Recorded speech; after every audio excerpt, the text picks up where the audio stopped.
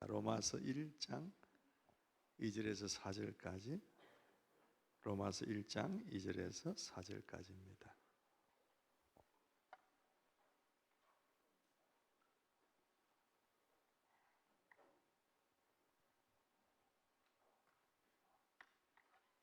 찾기가 조금 어려운 분들은 스크린 보셔도 되겠습니다. 2절부터 4절, 3절 석절의 짧은 말씀이니까 함께 합독하도록 하겠습니다. 이 복음은 시작. 이 복음은 하나님께서 예언자들을 통하여 성경에 미리 약속하신 것으로 그의 아들을 두고 하신 말씀입니다. 이 아들은 육신으로는 다윗의 후손으로 태어나셨으며 성령으로는 죽은 사람들 가운데서 부활하심으로 나타내신 권능으로 하나님의 아들로 확정되신 분이십니다. 그는 곧 우리 주 예수 그리스도이십니다. 아멘. 아멘. 할렐루야. 네. 지난 주간까지 우리가 민수기 말씀을 계속해서 새벽에 묵상하고 쭉 왔습니다. 어제부터 로마서를 이제 묵상하게 되는데요.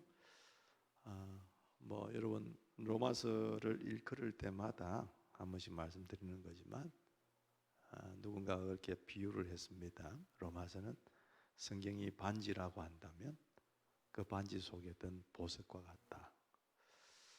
신구약 66권의 말씀이 다 하나님의 말씀이고 버릴 말씀 하나도 없지만 특별히 로마서는 그만큼 중요한 신앙의 근간이 되는 부분을 말씀해 주신다. 이렇게 보시면 될 것 같습니다. 여러분 이 로마서를 말씀 묵상하는 동안에 계속해서 여러분 들으시고 또 묵상하시고 하면 여러분 신앙의 뿌리를 깊이 내리는데 굉장히 중요한 역할을 할 것이다. 그렇게 생각되어서 매일매일 여러분 힘들지만 바쁘지만 말씀 묵상 놓치지 않으셨으면 좋을 것 같습니다. 그리고 혹시 여러분들 유튜브를 통해서 이 말씀을 들으시거나 이렇게 하시는 분들은 그 유튜브 밑에다가 꼭 자기가 느낀 점을 한 절씩 이렇게 적어 놓으시는 그런 수고를 하시면 다른 사람들이 볼 때 굉장히 격려도 받고 또 도전도 많이 받는, 함께 은혜를 나누는 그런 역사가 있게 될 거고, 목장 모임과 하셔서도 여러분들이 지난 주간에 묵상했던 말씀들 가운데 한 가지라도 내 삶 속에 실천했던 것이 있다면 목장에서 얘기하면 다른 분들이 또 도전을 받고 은혜를 누리게 될 겁니다. 교회라는 공동체는 여러분 나 혼자 신앙생활 잘하라고 하나님이 만들어 놓으신 데가 아니고 함께 서로 격려하면서 잘하라고, 그래서 교회를 만드시고 교회 속에 우리를 두셨다는 걸 여러분 기억하시면 참 좋을 것 같아요. 그래서 잘 나누고, 묵상도 좋지만 잘 나누고 자기 얘기를 잘 해나가는 것도 소중한 은혜를 유지하는 방법이 될 거라고 생각을 합니다.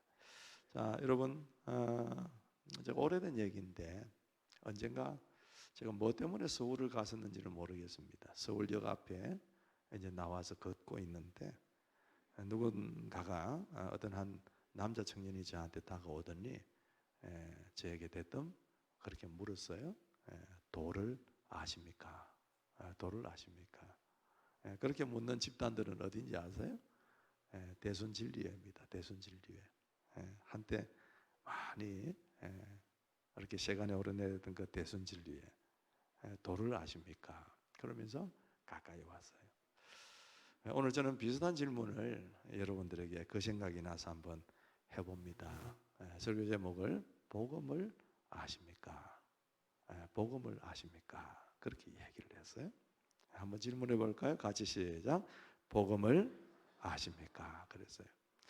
여기서 안다는 개념은 그냥 지식적으로 아는 걸 얘기하는 게 아니고요, 마음 깊숙이 여러분들이 느낌으로 아는 거, 그리고 그게 우리의 삶을 덮고 지배할 수 있을 정도로 누리게 되는 것을 얘기합니다.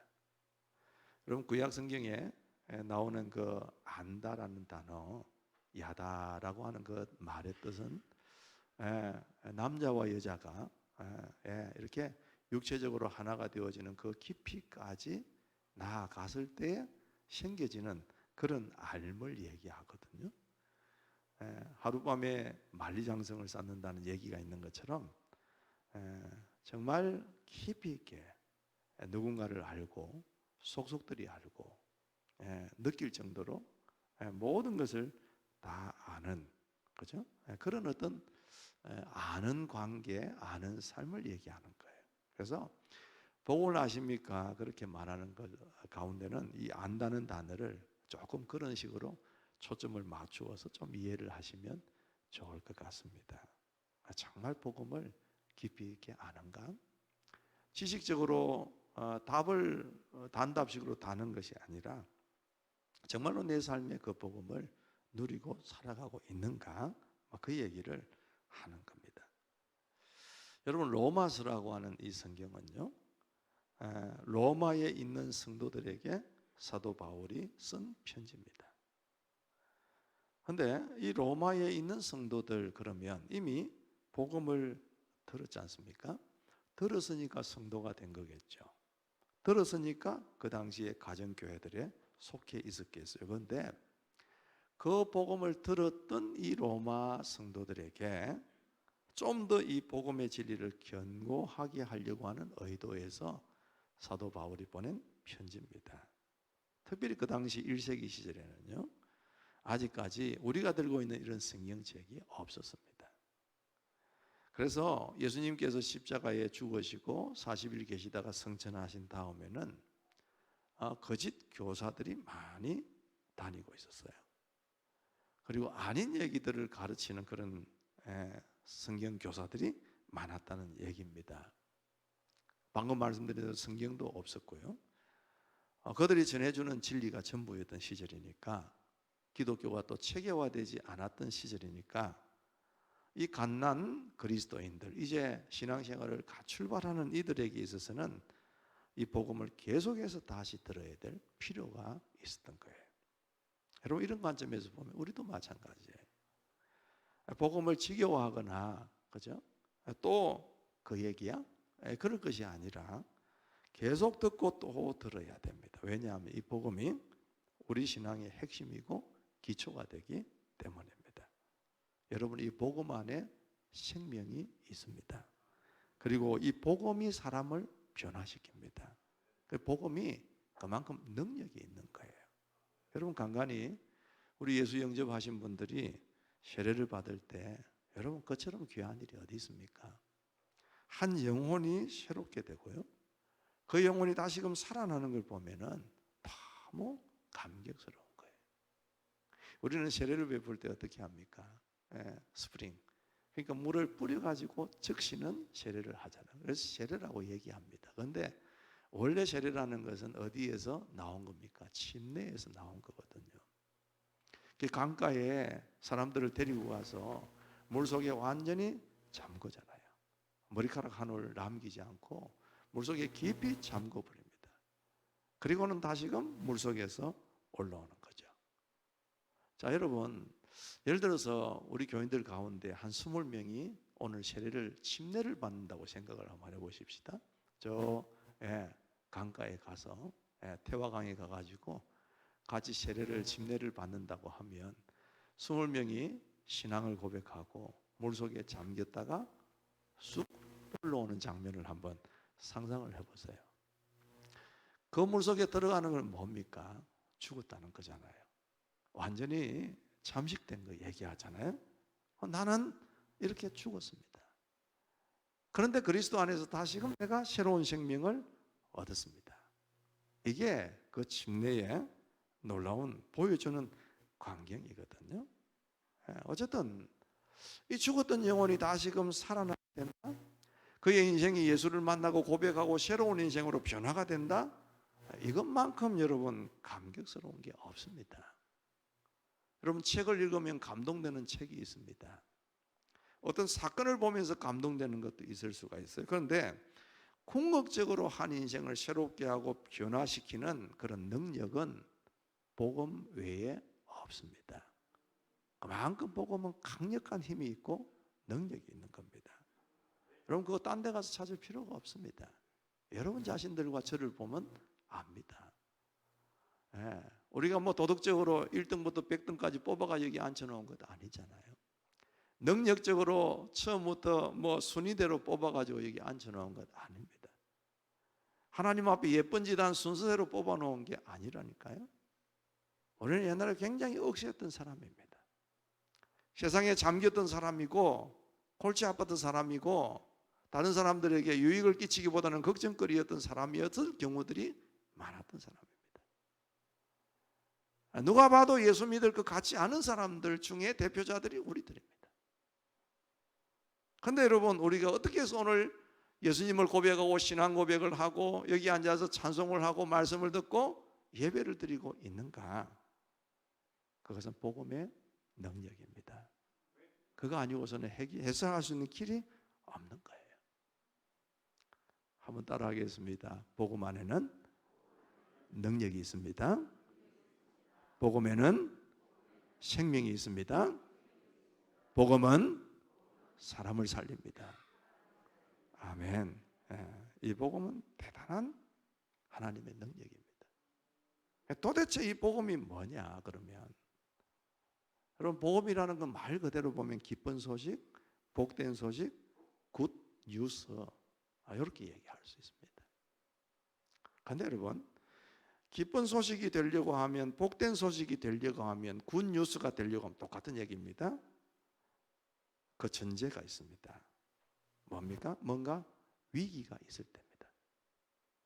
인간의 위기, 인간의 한계, 인간의 절망, 인간의 좌절과 이 복음이라는 것은 깊은 연관이 있습니다. 예를 들어서 여러분 보세요. 정말 깊은 병에 걸려서 이거 죽을 수밖에 없는 상황인데 어느 날 갑자기 그걸 완벽하게 치료하는 약이 개발되었습니다. 이거 하나만 먹으면 이게 깨끗하게 낫게 되어집니다. 그런 뉴스가 떴다고 한다면 여러분 그것은 굿뉴스입니다. 기쁜 소식입니다. 복된 소식이잖아요. 그죠? 깊은 죽을 병에 걸렸기 때문에 그 상황이 있었기 때문에 기쁜 소식이라는 게 있는 거예요. 그것 때문에 굿뉴스가 되는 겁니다. 건강한 사람, 아무렇지도 않은 사람, 밥 잘 먹고 잠 잘 자고 활동 잘하는 사람이 그 뉴스를 보면 이거 놀랍네, 저런 약이 개발됐네, 괜찮네, 그 정도지. 여러분 그거 자신에게 굿뉴스는 아닙니다. 정말 가난하고 빚이 졌던 사람이 그래서 빚에 시달리고 매일매일마다 빚쟁이들이 찾아와서 막 문을 들고 차고 그런 상황 속에 있던 사람이 그걸 해결할 수 있는 길이 열렸다면 코딱지만한 집을 하나 가지고 있는 그게 재개발에 걸려가지고 수십억을 번다든지 뭐 복권에 당첨이 돼가지고 뭐 그랬다든지 그걸 해결할 수 있는 길이 열렸다라고 할 때면 그건 굿뉴스가 되는 거예요. 맨날 찢고 보고 싸우던 집안에 부인은 부인대로 남편은 남편대로 뭐 아이는 아이대로 그래서 도대체가 이게 집안 구석이 말이 아닌 집안이 어느 날 아버지가 정신을 차리고 어머니가 정신을 차리고 애들이 정신을 차리고 그래서 세상에 둘도 없는 행복한 가정이 되어졌다. 여러분 이거는 굉장한 복음입니다. 굿뉴스잖아요. 그러니까 굿뉴스고 기쁜 소식이고 복된 소식이 되려고 하면 그전에는 어떤 상황이 있느냐 하면은 굉장히 위기가 있고 한계가 있고 절망이 있고 고통이 있고 그 상황에서부터 여러분 기쁜 것이 나오는 것이고 그 상황에서 복된 것이 나오는 것이고 그 상황에서 굿 뉴스가 나오는 거예요. 복음을 여러분 제대로 알려고 하면 인간이 어떤 상태에 있는가를 먼저 알아야 돼요. 여러분 암이 왜 무섭습니까? 우리 김재현 집사님이 암 때문에 많이 항암 치료하고 우리가 열심히 기도하고 그래 있습니다만 왜 암이 무섭습니까? 자신이 어떤 상태인지를 모르고 있다가 한참 진행이 된 뒤에야 발견이 되는 거예요. 물론 어쩌다가 뭐 정기 검사를 할 때에 이게 발견이 되면 참 좋겠죠. 근데 평범하게 보면 이게 항상 자각정지가 있어야 사람들이 병원을 가잖아요. 그때는 이미 더 이상 손을 쓸 수 없게 되는 지경이 되도록 만드는 아주 그냥 그런 힘이 있는 게 암덩어리거든요. 무엇보다도 자신의 상태를 정확히 아는 게 중요한 거예요. 그래서 여러분 로마서의 첫 부분 앞부분을 보면 이 사도 바울이 이 로마서를 기록하면서 뭐에 대해서 제일 먼저 기록을 하느냐 하면은 인간이 얼마나 심각하고 부패한 사람인가라는 걸 자꾸 얘기해요. 그리고 우리 자체만을 가지고 우리 자신으로서는 어떠한 소망도 없다는 것을 계속해서 얘기를 해요. 그래서 3장 23절에 보면 모든 사람이 죄를 범하였음에 하나님의 영광에 이르지 못한다 그러잖아요. 그 모든 사람 속에 저와 여러분이 들어가는 거예요. 우리가 다 죄인이었기 때문에 죄를 범하였으므로 하나님의 영광에 도달할 수 없는 그런 인간들이다 라는 걸 얘기하는 거예요. 여러분 어떻습니까? 여러분 자신이라는 여러분의 모습을 보면 어떠세요? 마음에 드십니까? 이 정도 같으면 괜찮아. 내 정도 되면 하나님이 좋아하실 것 같아. 나는 인간이 왜 이렇게 착하지? 인간은 왜 이렇게 괜찮은 거야? 이런 느낌을 가지고 살아가는 분 계십니까, 여러분? 저는 별로 그런 생각 안 합니다. 참 못됐네. 그런 생각이 들 때가 꽤 많습니다. 여러분, 우리는 굉장히 심각한 부패한 사람들입니다. 우리만 그대로 두면은 소망이 없는 존재들 아닙니까? 자주 말씀드리는 얘기지만 우리가 교회에 앉아있지 않고 예수 믿지 않고 하나님의 은혜로 구원받지 않았다면 여러분의 인생이 어떻게 살고 있을까라는 걸 머릿속에 한번 그려보면 진짜 아찔하지 않습니까? 저는 제가 어떻게 살고 있을지 대충 그림이 그려지는 것 같아요. 여러분 대부분의 사람들은요 자신을 괜찮은 사람으로 착각하고 삽니다. 법 없이도 살 수 있고 문제가 별로 없는 사람으로 자신을 막 미화해서 살아가는 경우들이 많아요. 그래서 다른 사람들이 우리를 보고 뭔가 지적을 하면 되게 기분 나빠합니다. 만약에 길에 지나가는 사람 보고 덜미를 잡고 당신 죄인이지 그렇게 얘기하면 기분 좋아하면서 예 제가 죄인이에요 그렇게 말할 또라이는 아무도 없습니다. 다 기분 나빠하고 내가 왜 죄인이야 그러면서 돌아서면서 막 한바탕 싸울 것처럼 그렇게 하지 않겠어요? 부정합니다. 싫어합니다. 그런 이야기예요. 그런데 그런 교만하고 그런 마음이 죽는 길입니다.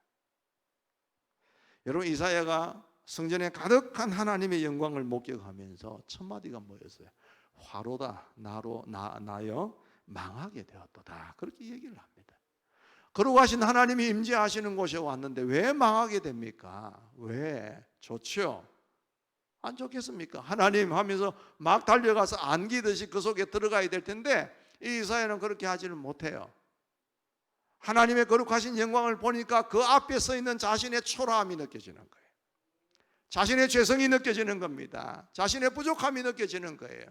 거룩하신 하나님께 가까이 가면 갈수록 우리 인간의 초라함과 우리 인간의 죄성과 우리 인간의 더러움이 드러난단 말이에요.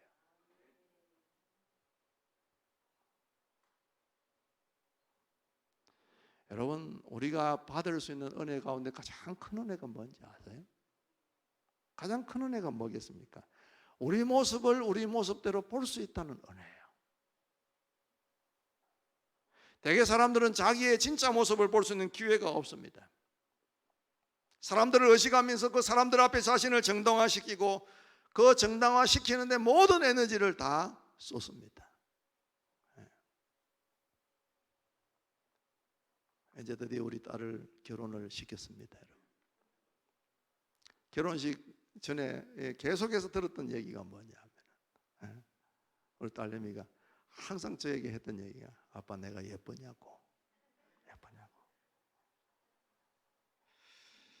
그래 예쁘지.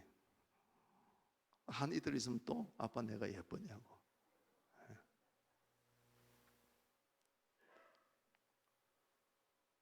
한 번이라도 제가 만약에 니 참 못났다, 니 왜 그리 생겼냐, 너 왜 이렇게 키가 작아, 아빠 엄마는 다 큰데, 이런 얘기만 막 하고 하면은 싫어하더라고요. 자신이 돋보이게 보이고, 자신이 인정받기를 원하고, 자신이 그럴듯하고 괜찮은 사람이라는 것을 과시하기 위한 욕구들이 우리 속에 얼마나 많은지 모릅니다. 그래서 자존심을 북돋아주기도 하고 약점을 감추어주는 사람을 굉장히 좋아합니다. 저도 누군가가 저보고 싫은 소리 하면 정말 싫습니다. 사람이 다 마찬가지예요. 그런데 그런 가운데 우리가 죄를 다 뒤집어 쓰고 냄새나는 끔찍한 존재인 것을 인정하고 예수가 나를 위해서 죽으셨다는 그 사실을 인정한다는 것은 기적입니다. 기적. 나는 죽을 죄인입니다라고 고백하는 것은 은혜 중에 은혜입니다. 성령의 은혜가 아니면 될 수가 없는 겁니다. 우리가 왜 예수를 믿습니까? 하나님께 보태드리는 겁니까? 하나님이 우리가 믿는 걸 좋아하니까 믿어드리는 겁니까? 아닙니다. 내가 예수가 필요하기 때문에 믿는 겁니다. 왜? 예수가 없으면 나는 아무것도 아니기 때문에, 여전히 죄인에게 머물러 있기 때문에, 똑같이 영원히 살지만 어디에서 영원히 사느냐가 결정되기 때문에 우리는 예수가 없으면 인생이 비참하게 되는 겁니다. 그래서 여러분, 사람들 가운데 가장 어떻게 보면 비참하고 처참한 사람이 누군지 아십니까? 예수 안 믿으면서도 불구하고, 복음을 듣지 못했음에도 불구하고 내 인생이 행복하고 살만하다, 그런 사람. 이대로 죽으면 나도 괜찮을 것 같아, 이런 사람. 더 이상 인생에 어떤 도움도 필요가 없다라고 생각하는 사람. 나는 복음이 필요가 없어요, 나 혼자서도 얼마든지 잘 살 수 있어요 라고 하는 사람. 그 사람이 어떻게 보면 가장 불쌍한 사람입니다. 질문이 없으면요 대답을 해주지 말라는 얘기 제가 자주 하는데, 질문이 없는 사람에게 아무리 좋은 대답을 미리 해주어도 그 대답의 중요성을 깨닫지를 못해요. 배부른 사람에게, 끄끄거리고 있는 사람에게 아무리 맛있고 고급스러운 음식을 제공해 줘도 그 음식의 필요성을 본인이 느끼지를 못해요. 우리는 어느 누구도 하나님 앞에서 정당한 사람이 없습니다. 어느 누구도 하나님 앞에 의롭다는 주장을 할 수 있는 사람이 없어요. 거룩하신 하나님 앞에 가까이 가면 가까이 갈수록 우리 인생의 비참함과 더러움과 추함만이 드러날 뿐입니다. 그런데도 불구하고 그 하나님 앞에 하나님께서 우리에게 주신 그 복음의 그 중요성을 인지하지 아니하고, 내가 예수 안 믿어도 살 수 있고 하나님 없어도 살 수 있다고 얘기하는 것은 자기 인생의 무덤을 파는 겁니다. 하나님이 이거 먹으면 낫는다라고 약을 제시해 주는데도 불구하고 그걸 먹지 않고 나 인생은 그냥 빨리 죽겠습니다 라고 이야기하는 것하고 똑같은 현상입니다. 사랑하는 성도 여러분, 이 복음을 정확하게 이해하고 받아들이고 경험하고 누리는 역사가 오늘 예배 오신 여러분들에게 있게 되기를 주님의 이름으로 축복합니다. 그러므로 오늘 이 자리에 있는 것이 얼마나 여러분 영광스럽고 감사한지 아셔야 돼요. 이것만큼 기적이 없습니다.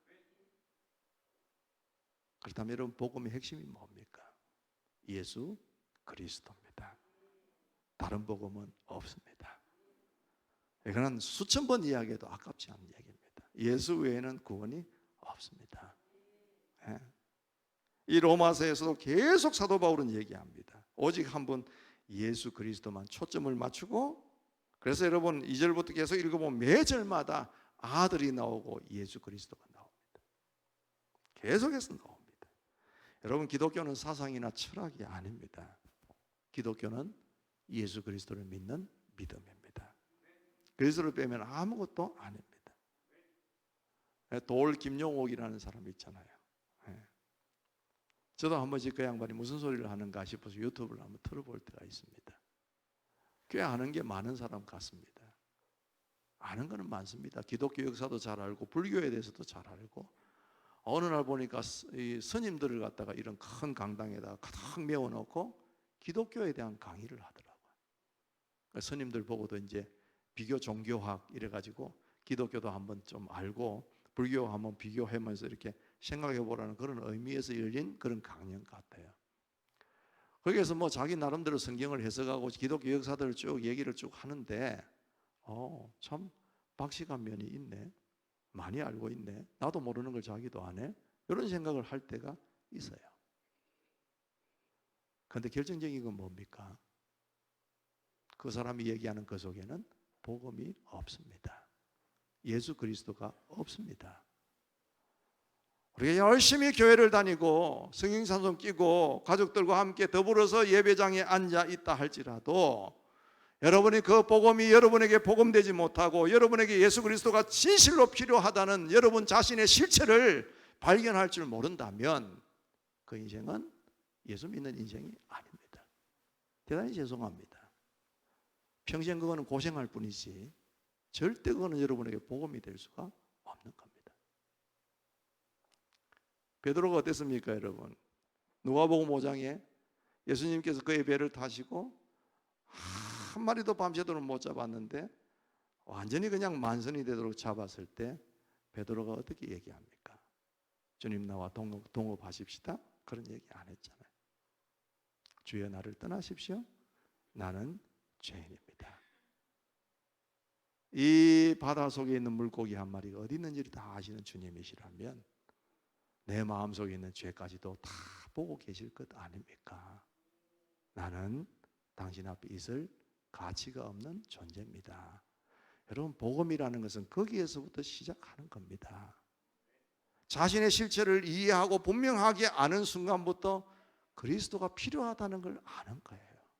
아픈 순간부터, 내가 아프다는 것을 알면서부터 약을 찾는 것처럼 내가 이런 존재라는 것, 이 상태로 살면 어떤 존재가 된다는 것, 그리고 내가 죽고 나면 어떤 곳으로 간다는 걸 아는 사람, 그 실체를 아는 사람이어야 예수가 필요하고 복음이 필요하고 예수가 복음이 된다는 얘기입니다. 안 그러면 어느 누구도 그게 안 되는 거예요. 어떤 사람들은 그렇게 얘기합니다. 왜? 구원받을 수 있는 길을 많이 만들지 그렇게 하나만 만들어 놨냐? 그렇게 이의를 제기하는 사람이 있는데 사람은 그런 이의를 제기할 자격이 없는 존재입니다. 여러분, 그거는 예를 들면 이런 얘기예요. 우리가 바다에서 빠져가지고 어느 누구도 나를 구원해 줄 수 없는 상황이 되었을 때 막 조난을 당해가지고 허우적거리고 있고 물 먹고 막 그러고 있는데 빨간색 구명 보트가 하나 다가오는 겁니다. 그럼 어때야 됩니까, 여러분? 덜렁 타야 됩니다. 타야 되잖아요. 그래서 살잖아요. 그런데 그 상황 속에서 나는 그 보트가 색깔이 마음에 안 들어요. 나는 빨간 보트 말고 다른 색깔 보트를 좀 보내주세요. 그렇게 얘기한다는 것은 정말 어리석고 기가 막힌 얘기 아닙니까? 여러분, 구원은 예수 그리스도밖에 없습니다. 그래서 우리 자신의 실체를 알고 그 예수님의 필요를 알고 그 예수님이 얼마나 우리에게 복된 소식인지 기쁜 소식인지 굿 뉴스인지 그걸 알아야 신앙생활이 되는 거예요. 어떤 분들은 교회 와주는 게 와주는 거예요. 오랫동안 내가 교회를 못 갔네, 미안하네, 목사님 보기 좀 민망하네, 오늘 좀 가봐야지. 그런 분들이 계세요. 마치 내가 교회를 오는 게 하나님께 뭔가 좀 도움을 드리는 것 같고 내가 교회 나오는 게 교회를 돕는 것 같고 교회의 멤버로서 한 일원으로서 내가 교회를 참여해 주는 것 같은 의미로 교회 오시는 분이 계십니다. 여러분, 우리는 신앙생활하는 거, 예수 믿는 것은 하나님께 보태드리는 게 아니에요. 하나님은 여러분의 도움이 하나도 필요가 없는 분이에요. 단지 여러분을 긍휼히 여기시고 불쌍히 여기셔서 예수를 이 땅 위에 보내심으로 죽게 하시기까지 여러분을 사랑하셔서 불러주신 것밖에 없어요. 예수가 필요한 것은 하나님이 필요한 게 아니라 여러분이 필요한 거예요. 여러분들이 예수를 믿고 구원을 받는 것이 중요한 것입니다. 다른 게 아니잖아요.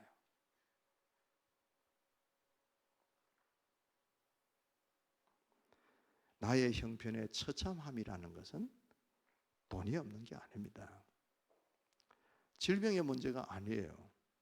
하나님께로부터 끊쳐진 죄의 문제입니다. 그러므로 신앙이라는 것은 우리의 구원자 예수 그리스도와 내가 인격적으로 만나는 거예요. 그래서 우리의 인생을 바꾸는 게 신앙생활입니다. 그리스도 안에는 우리 인생의 모든 해답이 있습니다. 그리고 생명이 그리스도 안에 있습니다. 죽고 살게 하는 능력이 예수 그리스도의 복음 안에 있습니다. 인생의 근원적인 질문들에 대한 해답을 복음 안에서 우리는 얻을 수가 있는 것이죠. 그러므로 여러분, 이 땅을 살아가면서 이 복음을 만나 죄에서 자유하게 되는 것보다 더 큰 축복이 없다는 것을 아셔야 돼요.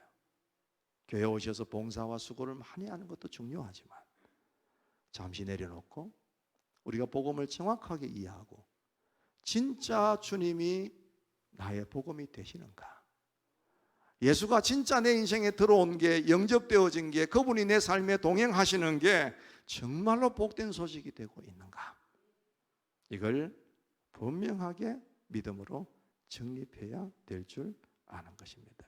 여러분, 사도 바울은요, 이 복음의 매료가 된 사람입니다.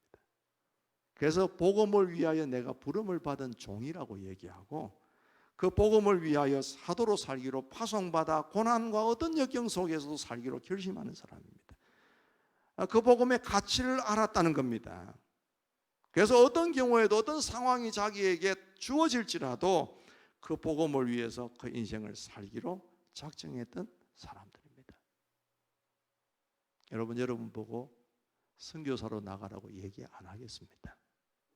그러나 여러분이 복음의 소중함을 깨달아 알게 되고 그게 여러분 마음속에 충만한 힘이 되고 에너지가 되고 능력이 된다면 여러분은 어느 곳에서든지 그 복음을 위한 사람은 되어야 될 줄 믿는 것입니다. 십자가와 부활이 내 심장에 부딪히는 은혜가 있기를 축복합니다. 여러분, 옛날에 이 복음을 처음 들었을 때 우리의 마음이 벌떡벌떡 뛰던 때가 있었잖아요. 예수만 생각하면 눈물이 흐를 때가 있었잖아요. 그래서 사람은 참 좋은 것이든 나쁜 것이든 세월이 약이라는 말처럼 아무리 좋은 것도 경험하면 평범한 것이 나중에 되고요, 아무리 안 좋은 상황도 계속 시간이 지나면 그럭저럭 견딜 만한 상황이 되는 것 같아요. 그런데 우리에게 예수 그리스도를 통한 복음이 그런 정도가 되어서는 안 될 줄 믿는 것이죠. 정말 내 속을 기쁘게 만들고 내 인생을 바꾸고 다른 사람들에게 터져나오듯이 얘기하고 싶은 게 복음이 되어야 되지 않겠는가. 그 예수 그리스도를 모시고 살아가는 여러분 인생에 이 복음의 가치가 충만하게 차서 어디서든지 주님의 귀한 복음을 가진 자로 감사하고 기쁨으로 사시기를 바라고, 어디에 가서라도 그 복음을 기쁨으로 전달해 줄 수 있는 사도가 될 수 있는 저와 여러분의 삶이 될 수 있기를 주님의 이름으로 축복합니다. 자리에 다 일어나셔서 우리 함께 찬양할 텐데, 우리 자주 부르는 찬양은 아니지만 우리 죄인들을 위하여 주님 찾아오셨네, 예수 안에 생명이 있네, 우리의 믿음의 고백으로 한번 찬양하면서 기도의 준비를 마음으로 하셨으면 좋겠습니다. 죄인들을 위하여 주님 찾아오셨네. 죄인들을 위하여 주님 찾아오셨네,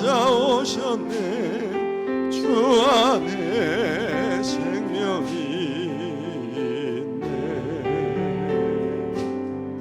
죄인들을 위하여 주님 찾아와서나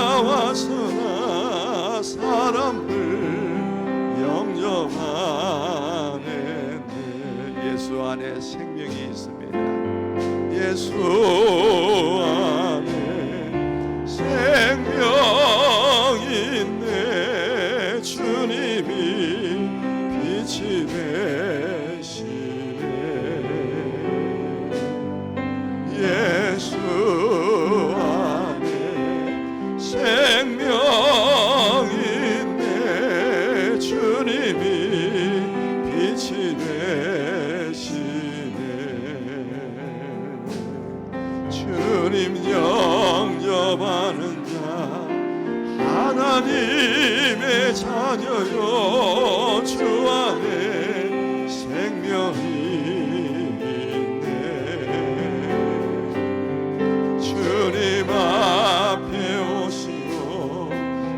어서 빨리 오시오. 주 안에 영접 안에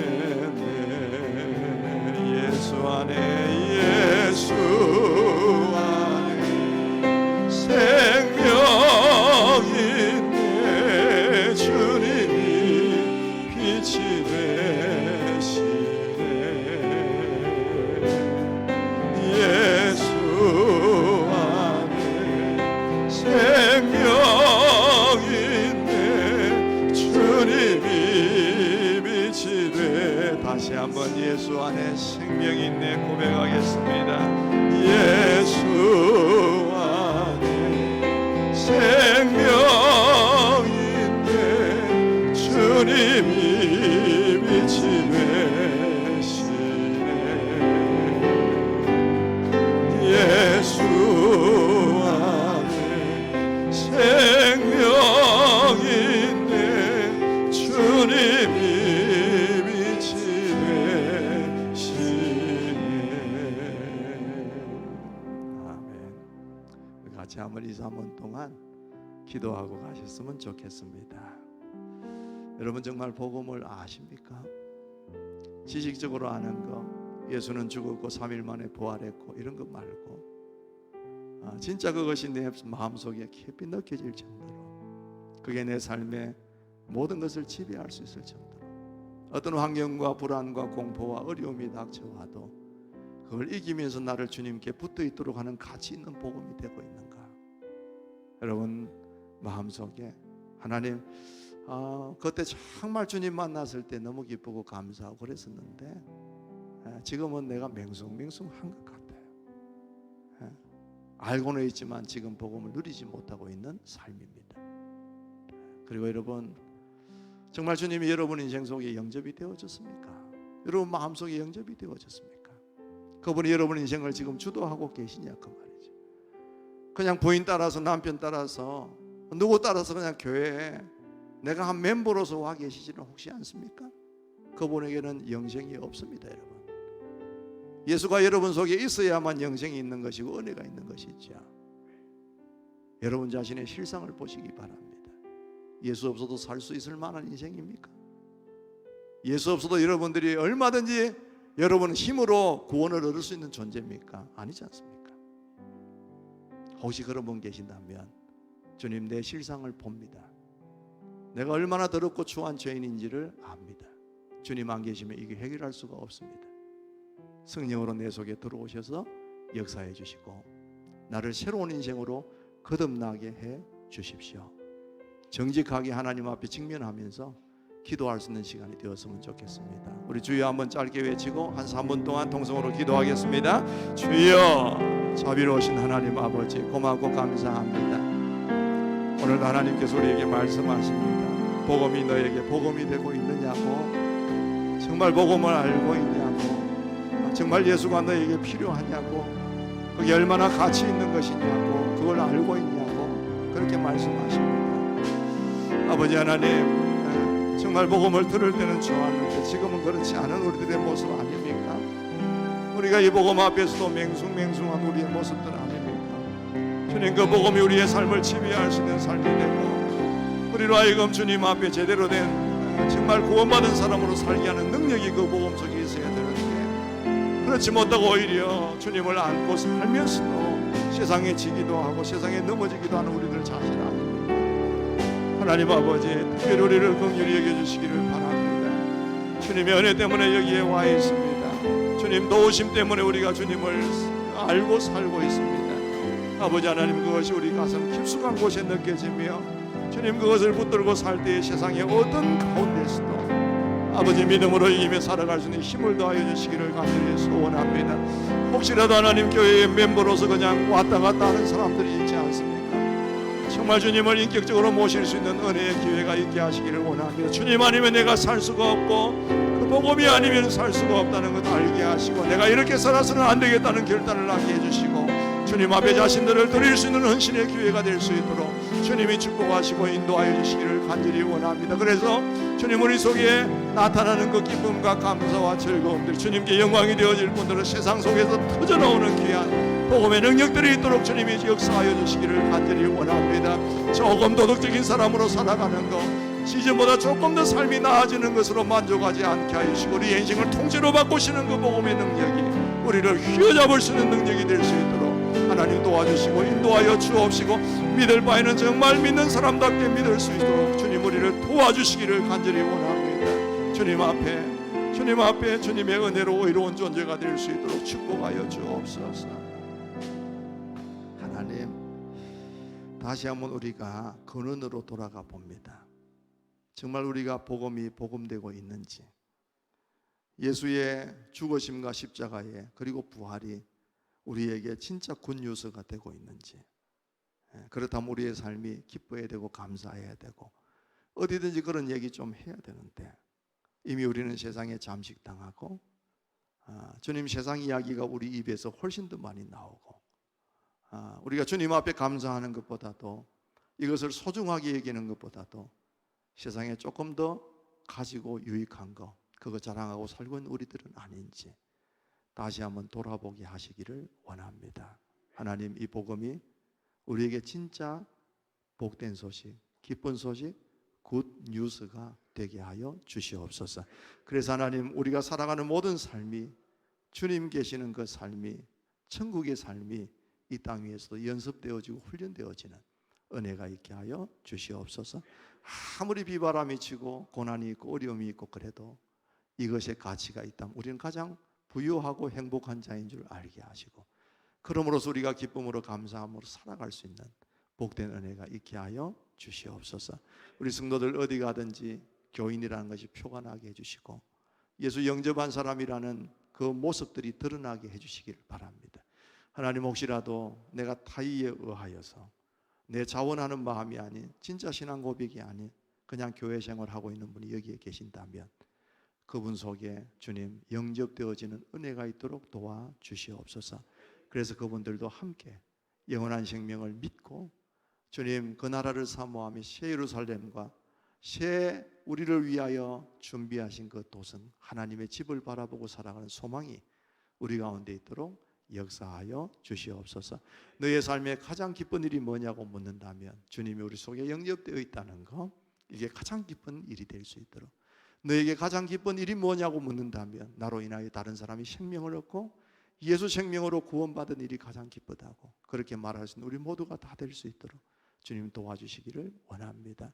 이번 한 주간 동안도 주의 은혜 가운데 우리가 거하게 하여 주옵시고, 좋은 소식, 감사한 소식, 은혜로운 소식 많게 하여 주옵시며, 주님 떠나 살지 않고 주님과 함께 동행하는 복된 은혜가 우리 가운데 있도록 주님 역사하여 주시옵소서. 몸이 아픈 성도들 계속 기도하고 있습니다. 주님께서만 만져주실 수 있습니다. 주님 도와주셔서 낫게 하여 주시옵소서. 소원을 가지고 믿음을 가졌을 때 주님 성경에 수없는 병자들이 나왔습니다. 죽은 자들도 살아났습니다. 주의 능력이 오늘도 여전하신 줄 믿습니다. 주님 도와주시옵소서.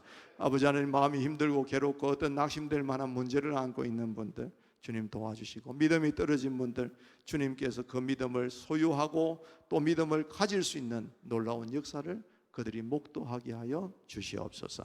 아버지 하나님, 오늘도 드린 모든 예물을 하나님 받으시기를 바라고 영광 거두어 주시옵소서. 아버지 하나님, 또 우리 다음 세대들 저곳에서 예배하고 있습니다. 그들의 마음에도 동일한 은혜를 허락하여 주옵시고 복음이 복음되게 하여 주옵시고, 어릴 적부터 예수 모시고 살아가는 그 행복이 뭔가를 그들이 누리며 살아갈 수 있도록 축복하여 주시옵소서. 이제 평안한 마음으로 세상에 돌아가십시오. 선한 일의 용기를 가지시며 악을 악으로 갚지 마십시오. 항상 연약한 자를 도우시며 병든 자를 찾아보시며 곤란당하는 이웃을 위로하십시오. 모든 사람을 존경하시며 주님께 봉사하고 주님을 사랑하십시오.